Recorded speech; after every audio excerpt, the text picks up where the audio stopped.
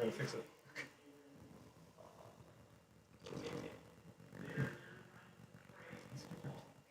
I have no idea.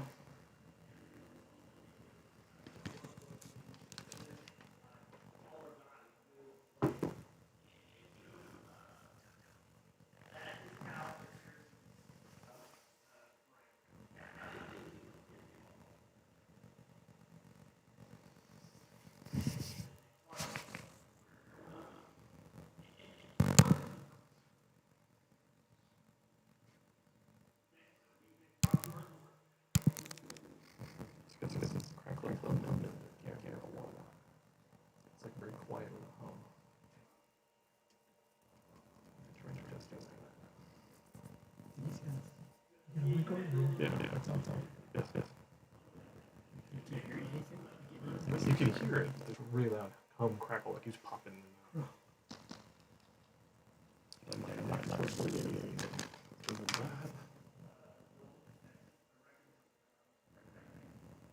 It's exactly as it was last time.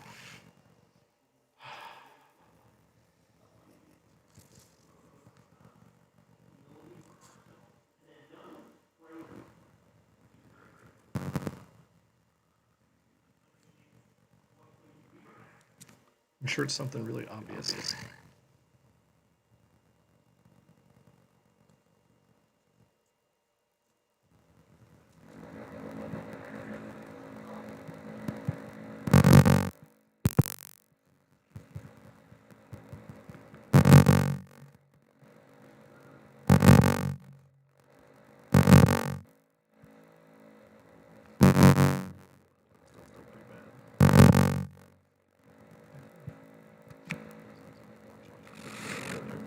Stop speaking. You can see it's still bouncing.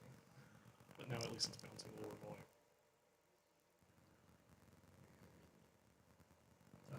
Ideally, nothing. And he starts talking in the yellow. But it's not going with people. Audience talking shouldn't make it go that way. But I'm just at a loss to explain why. It's really helping our playback count. People start and restart. Stop and restart.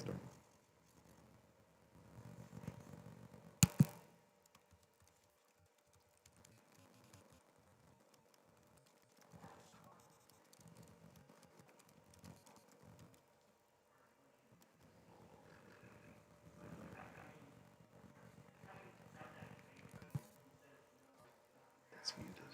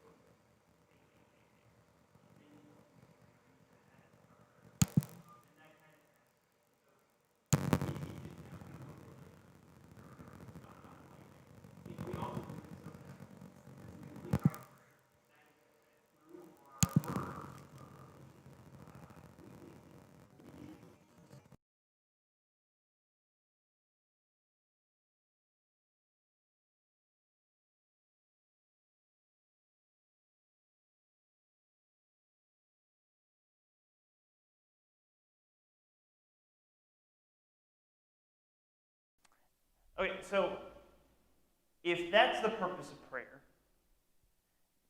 does doing it like the Pharisees did, does that just negate the reason to even pray? Because the purpose of prayer is to grow closer to God.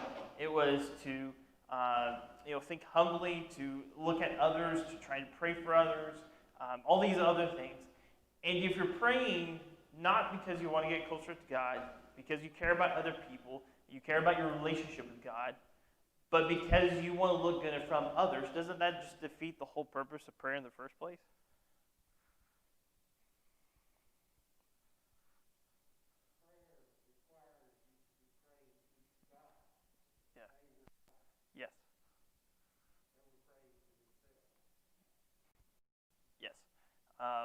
They were, just so that the people in video and everyone else, they were praying towards themselves and to look good towards everyone else instead of God. And that's something I have to remember even when I'm praying publicly.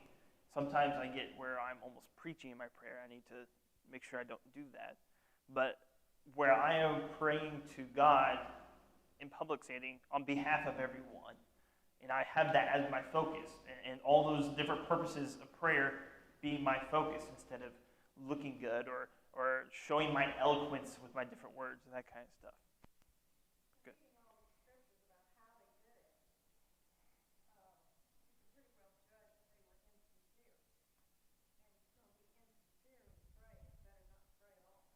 Right. If you're going to be insincere when you pray, it's better not to pray at all. And I agree totally. Again, this goes down to the attitude. Why were they praying? They were praying either just to get a checklist, to just mark it off, or to be seen by other people. They weren't doing it because they want a relationship with God, and they want to be part of His people. And then Jesus kind of gives an example prayer here. Why do you think He gave this example prayer? Our Father in heaven, hallowed be your name, your kingdom come, your will be done on earth as in heaven. Give this day our daily bread, and forgive our debts as we also forgive our debtors. And lead us not into temptation, but deliver us from evil. So why did He give us this model prayer? What was the point of it? Is it just so that we can repeat in our lives over and over again?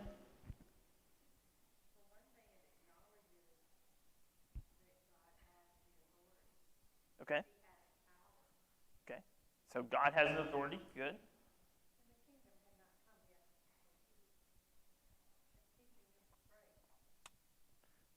For the kingdom to come. Okay. So there's different attributes He was telling His disciples to pray. Okay.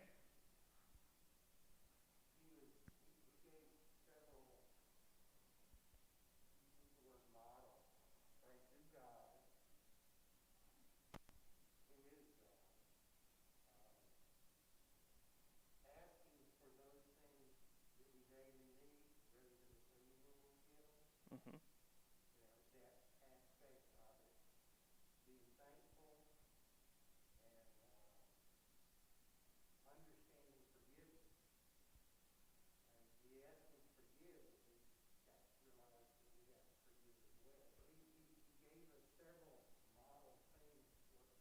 Yeah. So He gave us several things to work on, several models to work on. Good. He didn't just give this prayer for us to repeat, right? No. It's funny how many times that people often just repeat this over and over again. When it says, like right before it in verse 7, when you pray, do not heap up empty phrases as the Gentiles do, for they think they will be heard for their many words. Do not be like them, for your Father knows what you need before you ask Him. Pray like this, and He gives this thing. And so you're not supposed to just rote pray it, because that, again, achieves none of the purposes of prayer in the first place. So that's not the reason to do it. Yes, very true. What is the purpose of prayer if our Father already knows what we need before we ask? If He already knows, then why should I tell Him? He wants to hear us? Good. Well, He told us to do it.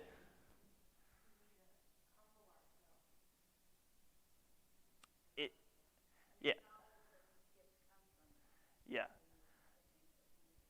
Because the tendency with it is to think that we amassed our food or our whatever we're praying for. It's us. But it's the humility we gain by constantly, it's a constant reminder. And really, our prayer life and everything in our prayer helps in every other area of our spiritual life. If our prayer life is really good, then every other area of our spiritual life will be a lot better. If our prayer life is bad, then every other area of our spiritual life is hindered.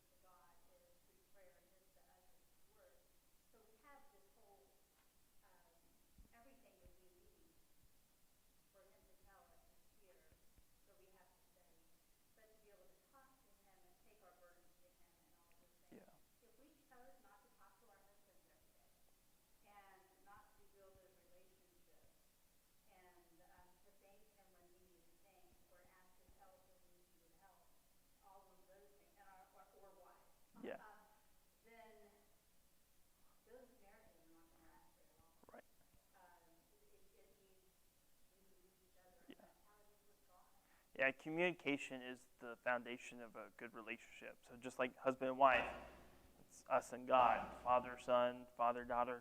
We need that relationship.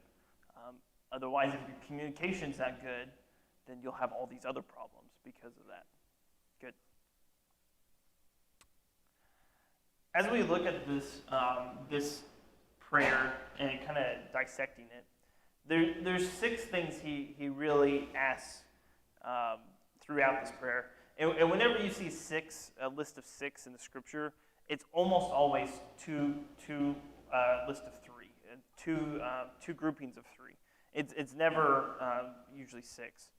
So the first thing, and you'll see also that they kind of go together. So there's 3 statements of kind of who our Father is, who God is. Those are the first 3 statements. And then the last 3 statements are kind of requests to God. And you kind of see that they mirror each other. So the first one, our Father who is in heaven, that talks about our relationship to God. It's who he is. He's our Father, and so you have this closeness to God, this close relationship with God, but he's also in heaven, and he's kind of away. He's higher than us. And then that's kind of coupled with the give us our daily bread, that request. So he's our Father, and he's the one that gives us our daily bread. Just like a little child would go to his father, his parents, for his necessities, his food necessities. So we need to go to our Father who's in heaven for our food necessities. And then the second one is holy be your name, or hallowed be your name. And that kind of talks about the character our God has, our Father has. He's a holy God. Holy be your name. And that kind of translates to forgive our debts. Forgive our debts as we forgive our debtors. And so help us, one, to be holy like you. Forgive us of the things that we've done so we can be holy, and to help us also to be like you. Have the same character you have. So those two kind of translate each other. And then the third one is your kingdom come, your will be done on earth as it is in heaven. And so it's what God is all about, what God is doing on this earth.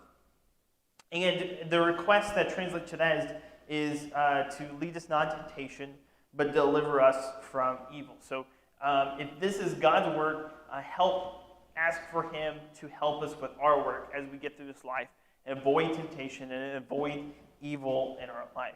And so I hope you see that those 2 sets of 3 kind of really go together. They're really connected in that way. One's a statement of who God is, followed by a request based on that statement, which helps us in our life. I hope that makes sense. Any comments? Any more comments on the rest of any of the prayer section here before we move on?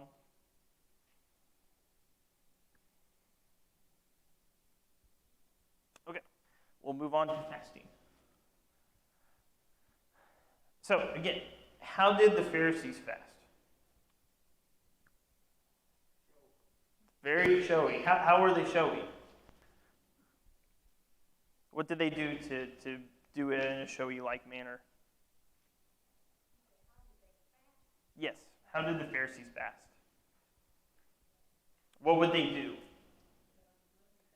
They put on gloomy faces, and they would look all hunkered, and they say, "Woe is me, look at me, I've lost so much weight." Not the good way. And they had disfigured faces, so that they may be seen by others. They wouldn't take care of themselves in the morning and dress up. You would know that they were on a fast, and they did it again so that they would be seen by others. How does Jesus say to fast? Yeah, it's almost like no one else can tell you're fasting. The only person that would be able to tell is you and God. That's the only people that should be able to tell. And this kind of brings what is the purpose of fasting? Why fast?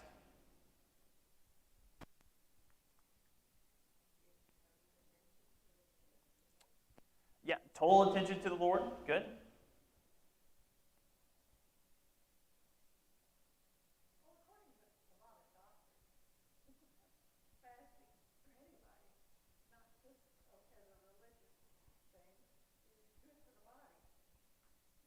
Yeah, can be good for the body. Yes. So Too much fasting is going. yeah. So when you're fasting, meaning abstaining from food, what does your body tell you? Feed me. I'm hungry. Feed me. And it gets more demanding as it goes. It's like, feed me. It rumbles and you get that pain. It starts to get worse. Maybe get a headache. And if you are not a very self-controlled person, what do? You eat. And so fasting, one of the purposes of fasting is self-control. You learn to have self-control. If you can learn how to be self-controlled in what you put into your body, you can theoretically be in self-control by what comes out of your body. And so it's a way to work on self-control. The second reason is how much time in that day was spent making food. They couldn't go to the store and throw in, a TV dinner, right? Most of the day was probably just in preparing the meals for the household. The woman's job would be, because you gotta take the grain, and you gotta put in the flour, and then you gotta take the flour and the water and the oil and what do you call that? Knead it. Thank you. Knead it, and then you gotta build a fire, and then you gotta cook it, and then if you wanted some other side dish or not just bread, you had to go and make that. It was a very long process. And so instead of using all that time and effort for your own bodily needs, you would devote that time towards God. You would go to Him in prayer during that time. You would spend time meditating on scriptures, doing those kinds of things. So your relationship was, you got closer to God. So I think those are some of the reasons that people fast. But again, if you're treating fasting like the Pharisees, it almost just gets rid of the reason why you would fast in the first place. If you're fasting so that you'd be seen by other people, you're not fasting so that you get closer to God, so you can be with Him, so that you can work on yourself, your self-control. That's not why you're fasting. So it almost defeats the purpose in the first place. And so you have your reward now, and you will not have your reward later on. Anything else in this section on fasting?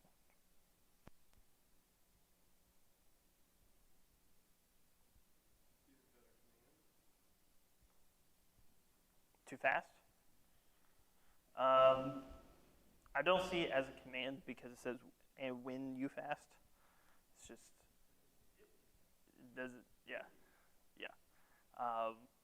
I don't think it is, it's never stated anywhere to fast this or fast, but I think it's a good thing for every Christian to do, but I don't think that I can specifically say, you need to fast this often, and you need to do it this many times a year. I don't think I can say that. I think it's something that's been very neglected to Americans, especially to the Western world in general. The people in the East kind of get this a little more than we do, I think. But I think that, and then part of that is also neglected because we don't spend as much time preparing food like they did then, which is one of the biggest reasons. But at the same time, I think we need to fast, and maybe not just in food. It could be something in our life. You could fast by giving up TV, or that's a good example, or fast and giving up something. Kind of like Lent, what some people do during Lent, but just in general, it's healthy. It's making your spiritual life healthier, yourself as a person healthier. Something I couldn't command, say do this, but there's importance of it. What do you think? Yeah, I agree. I mean, I think you have to look at the whole context right here. It's all these things we talk about in here, just how you should practice righteousness, right? So if he's giving suggestions on that's going to do it, who else is going to know better than Christ God how to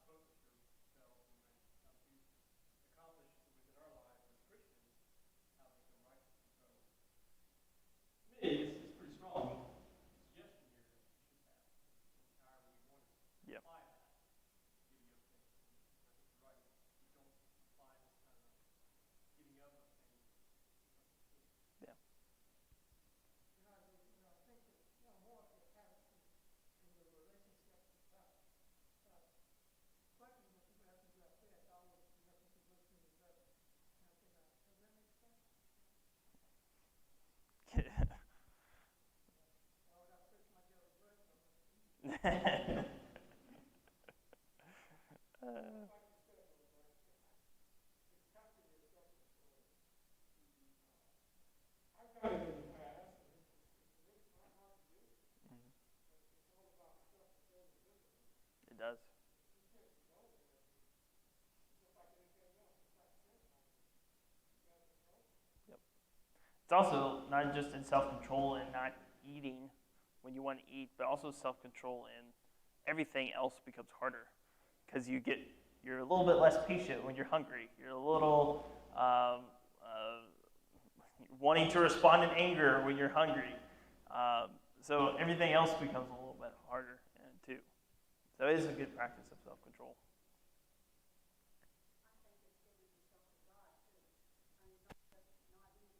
Right. Right. Right. Working on your relationship with God.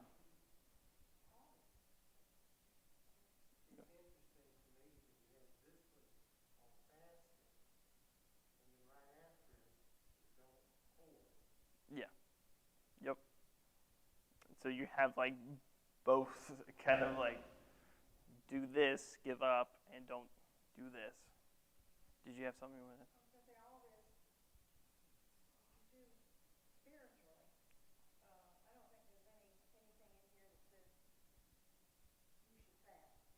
Right.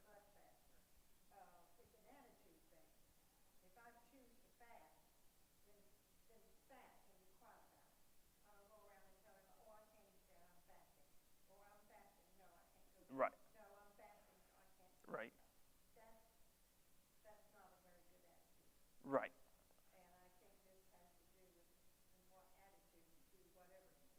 Yes.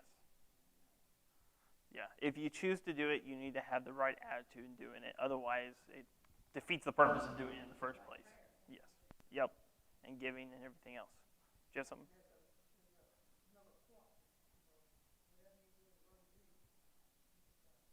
Yes. Very much so. Good. Yes.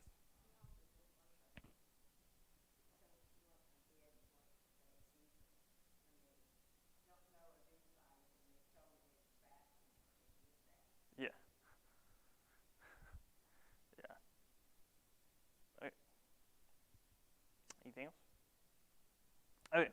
So we'll transition to kind of what, kind of the, what I was going to lead into this section is, you've kind of already hit on it, but how does this section on laying up your treasures on heaven and not on earth, and not serving two masters, you can't serve two masters, you'll hate the one and love the other, all this that's in this section, how does this, what he talks about, tie to the last three things we just learned about, giving and prayer and fasting?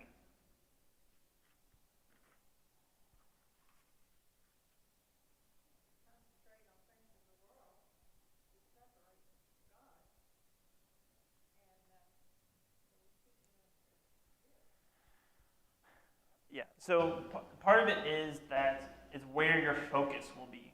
If you're giving and you're giving right and you're praying right and you're fasting right, your focus is not going to be on this world, the things of this world. Your focus is going to be on the things of God.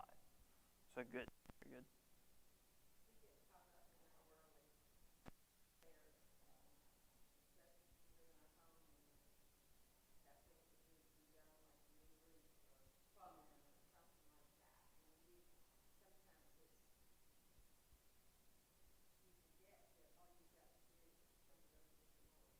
Yeah. Yes. And we're going to get to, I think the section after this one makes even that point even clearer, is we got to turn it over to the Lord. What does, so this,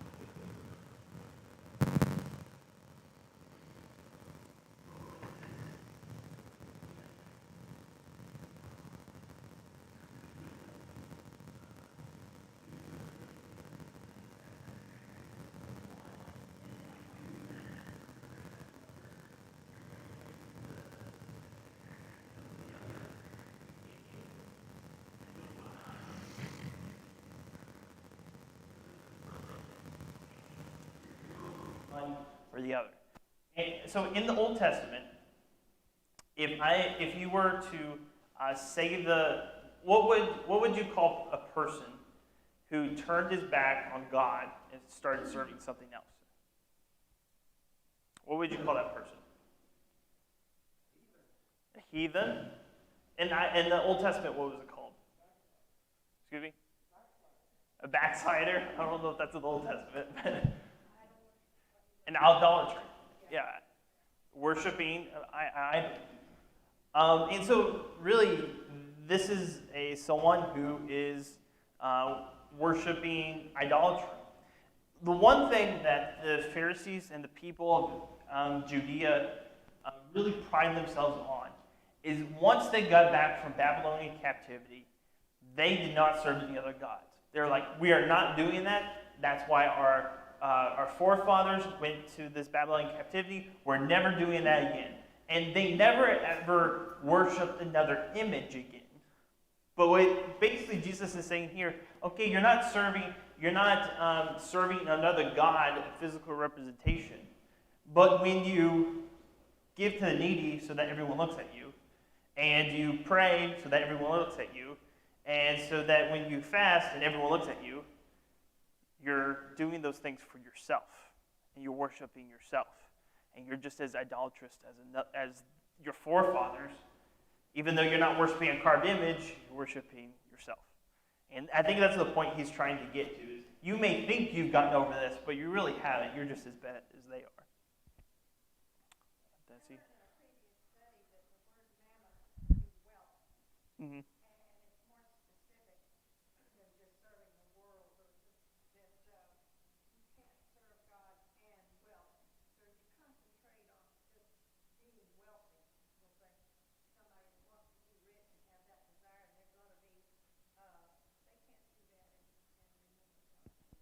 Yes. Josh, go ahead.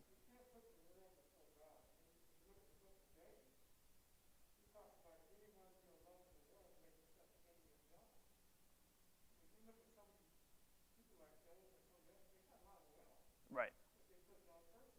Yes. So it goes all back to attitude. What is your attitude? It's not saying you can't be wealthy and serve God, like your point is. It's saying what is your attitude when you serve God? And you can't serve God and serve wealth, the pursuit of wealth, the love of money. I think that's what he's talking about here.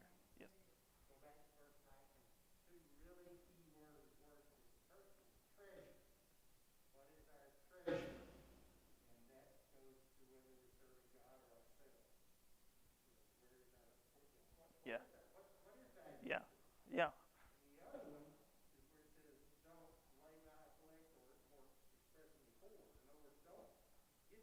Treasures and hoard them to yourself. Right. Whatever your treasure is.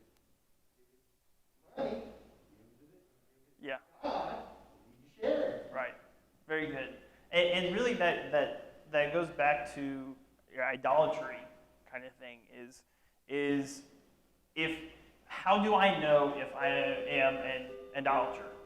How do I know that? Well, if this is the type of person I am, if I am worried about my treasures on this earth and getting accolades for myself, then I'm an idolater.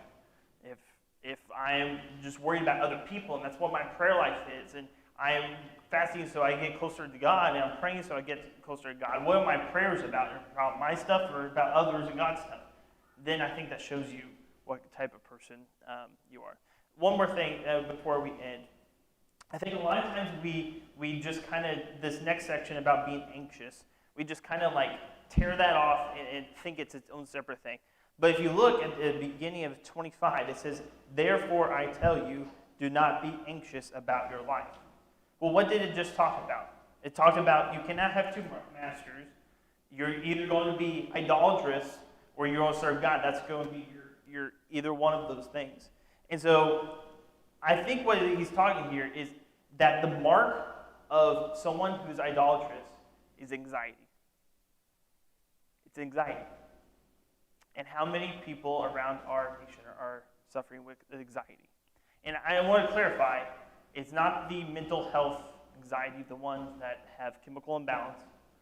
It's the kind of anxiety that he talks about here.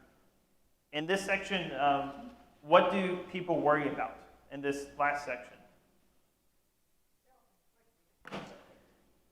Yeah.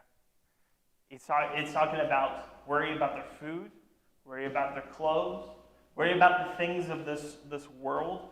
And if you apply what he's been talking about, how other people look at them, that's what anxiety is about. What's social media? A lot of social media is how other people view yourself. And there's a lot of anxiety for it. There's whole classes on just the anxiety from social media because they're not getting enough likes or posts or whatever.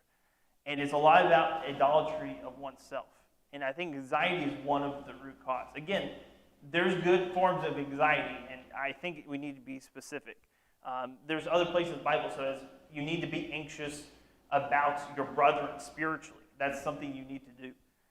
But this type of anxiety where it is selfish and it's worried about the world and what's going to happen to my boat, my stuff, or I need to get a bunch of security, I need to get a bunch of locks and alarms so that my stuff is safe. I need to make sure that other people look at me very well. That kind of anxious is a sign of idolatry. And so I think that's something he's saying here. Okay, we'll look at chapter 7 next week. There's worksheets on the back to the right of the doorway. Thank you for all your comments. I really appreciate it.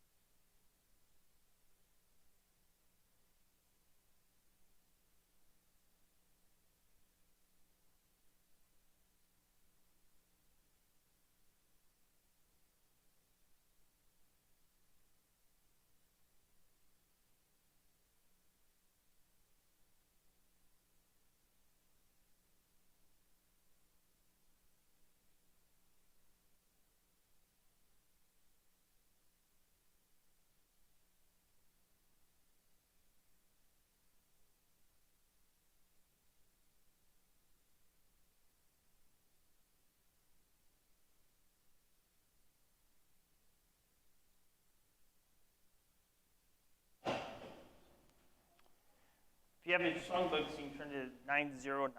909. That'll be the song of encouragement in one second.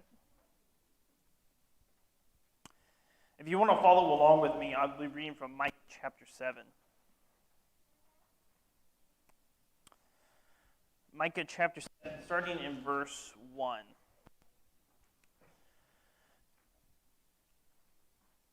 Woe is for me, for I am to come as when the summer fruit has been gathered, as when the grapes have been gleaned, there is no cluster to eat, no first ripe fig that my soul desires. The godly has perished from the earth, and there is no one upright among mankind. They all lie in wait for blood, and each hunts the other with the net. Their hands are on what is evil to do it well. The prince and the judge ask for bribe, and the great man utters evil, desiring his soul. Thus they weave it together. The best of them is like a briar. The most upright of them is like a thorn. The day of your watchmen, of your punishment has come, and now their confusion is at hand. Put no trust in a neighbor. Have no confidence in a friend. Guard the doors of your mouth from her who lies in your arms. For the son treats his father with contempt. The daughter rises against her mother. The daughter-in-law against her mother-in-law. A man's enemies are the men of his own house.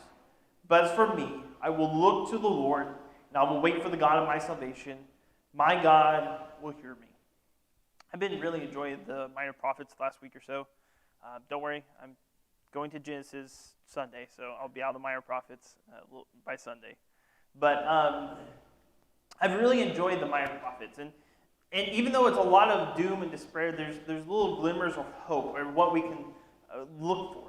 And this is no different, because it looks really gloomy and really despairing, because he talks about how he's like a field with all the fruit's been taken away, how there's no one godly on the earth, that there's no one upright among mankind. They are all waiting for blood. They're all murderers. Their hands are always doing what is evil. And even the ones that are just, the ones who are supposed to be the ones promoting justice and holding people accountable, it says they just take bribes and they just let evil men go. And the best of them is like a briar, so that even when they're alive, they'll stick you. The most just of them is like a thorn. And even if you drop down to verse 10, it talks about the enemies say to Micah, "Where is the Lord your God? Where is he? I don't see him." And you get to such a point that you can't even trust your neighbor or your friend or your spouse or your father or your mother or your in-laws at all. But, verse 7, "But as for me, I will look to the Lord, I will wait for the God of my salvation, and my God will hear me." He does three things here. The first one is he will look to the Lord. Despite everything that's going bad, instead of focusing on everything that's going bad in the world now, looking at all the evil that's around, how brother is rising up against brother, instead he says, I'm going to put my hope and my trust in God, and I'm going to look for him. The second thing he does is he says he will wait for God, for the God of my salvation. He's going to be patient. He's not going to tramps in the streets and say, I can't believe God's not doing anything for this, doing anything about this. I can't believe God isn't doing anything. I'm going to wait for God, the God of my salvation. He will get through. And then finally he says, my God will hear me. He has the faith that even though things look so bad right now, that God will hear us. And God will hear him. And that God will rescue him and bring him through in the very end. And the rest of the chapter is about how God will rescue him and bring judgment upon his enemies. And his steadfast love and compassion is never ending. And what I would like to propose to you is, again, one, we can take this and apply it directly into our lives. For those who are Christians, we can, even though the world may seem really bad at points, we can do just like Micah did. We can look towards the Lord. We can wait for God and let him take justice. And we can be assured to have the faith because we know that his justice will come. But also for those who are struggling with faith, for those who maybe are not a Christian or are struggling in their Christian and their walk with Christ, these same things will happen for them too, where God will come. And God will hold them accountable of everything they did.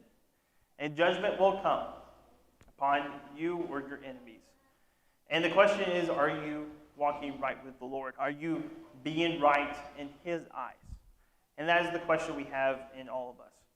The judgment can either be a great thing for us or it can be a terrible thing for us.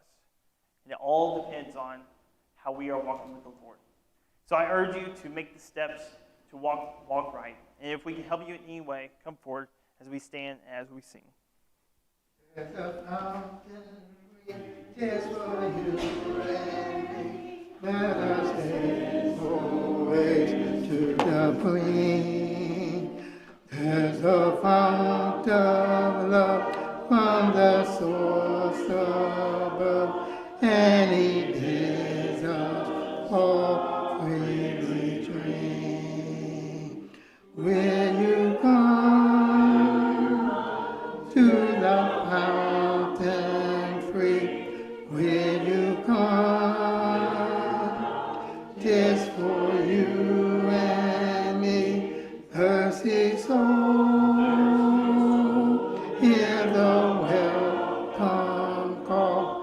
'tis a fountain open for all. There's a living stream with a crystal gleam from the throne of light. Now it flows. While the waters roll, let the weary soul hear the call that more freely goes. Will you come to the fountain free? Will you come? 'Tis for you and me, thirsty soul. Hear the welcome call. 'Tis a fountain open for all. There's a rock that cleft, and no soul is left that may not his pure water shed. 'Tis for you and me, and the saints I see. Let us hasten joyfully there. Will you come to the fountain free? Will you come? 'Tis for you and me, thirsty soul. Hear the welcome call. 'Tis a fountain open for all. Be seated.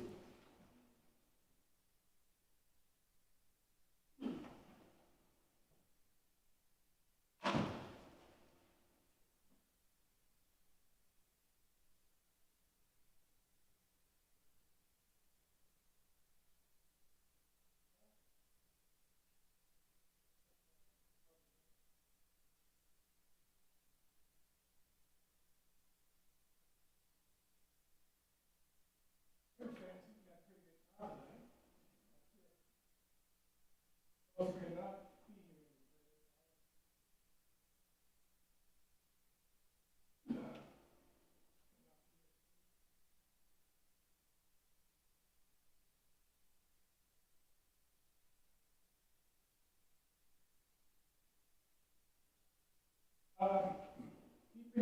Keeping your prayers, sure you have niece and her husband, Debbie and Clint Murphy.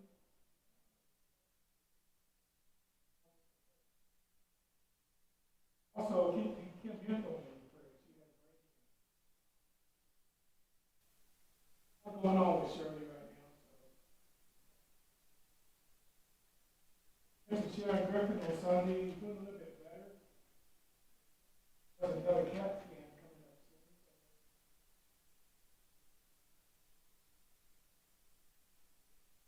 Glenn Swain did have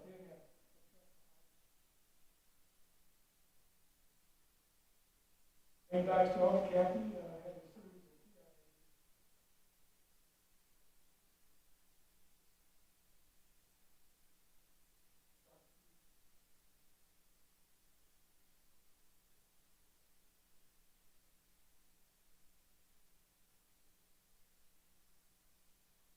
of Shirley, who used to be a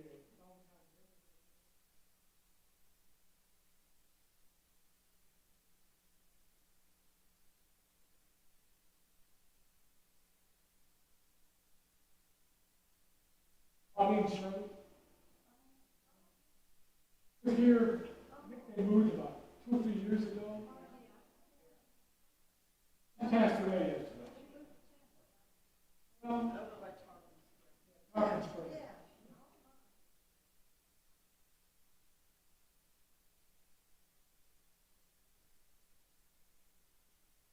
You've read C. Jackson back with us. Used you guys for a while, so make sure we I'm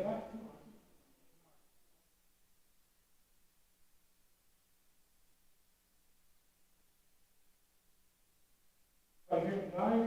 I don't have anything else.